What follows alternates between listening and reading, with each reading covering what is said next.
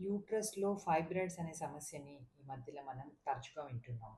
So, ఈ fibroids ఉన్న వాళ్ళందరూ సర్జరీకి వెళ్ళాలా? లేదంటే మెడిసిన్స్ తీసుకుంటే తగ్గిపోతాయా? అనే డౌట్ చాలా మందికి ఉంటుంది. సో, ఎప్పుడు సర్జరీకి వెళ్ళాలి? ఎప్పుడు కన్జర్వేటివ్ ట్రీట్మెంట్ తీసుకోవాలి అనేది ఈరోజు మాట్లాడుకుందాం.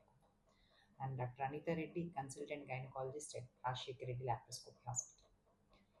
సో, ఫైబ్రాయిడ్స్‌లో సర్జరీకి ఎప్పుడు వెళ్ళాలి అంటే, సివియర్ అండ్ పర్సిస్టెంట్ సింప్టమ్స్ ఉన్నాయనుకోండి. చాలా కాలం నుంచి సివియర్ సింప్టమ్స్. లైక్ ఏం సింప్టమ్స్ ఉంటాయి? Heavy bleeding.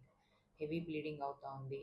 అది ఎనీమియాకి దారితీస్తుంది. అంటే రక్తహీనతకి దారితీస్తుంది అన్నప్పుడు we should consider the surgery. Next second సింప్టమ్‌కి వస్తే పెల్విక్ పెయిన్. పొత్తి కడుపులో నొప్పి.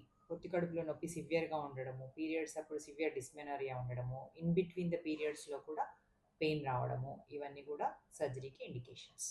ఇది కాకుండా ఫైబ్రాయిడ్స్ పెద్దగా ఉండడం వల్ల ప్రెషర్ సింప్టమ్స్ వస్తుంటాయి.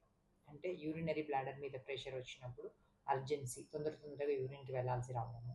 లేదు అంటే బవెల్స్ మీద ప్రెషర్ పడ్డప్పుడు కాన్‌స్టిపేషన్ లైక్ సింప్టమ్స్ ఇవి ఉన్నప్పుడు కూడా సర్జరీని కన్సిడర్ చేయాల్సి ఉంటుంది. ఇది కాకుండా ఇన్ఫర్టిలిటీ అంటే ఈ ఫైబ్రాయిడ్స్ వల్ల పిల్లలు కావట్లేదు అని అనుకుంటే అప్పుడు కూడా మనం ఈ ఫైబ్రాయిడ్స్‌ని తొలగించాల్సి ఉంటుంది.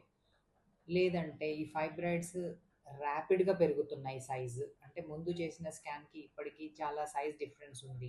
ర్యాపిడ్ గ్రోత్ ఉంది అన్నప్పుడు కూడా మనం సర్జరీని కన్సిడర్ చేయాలి.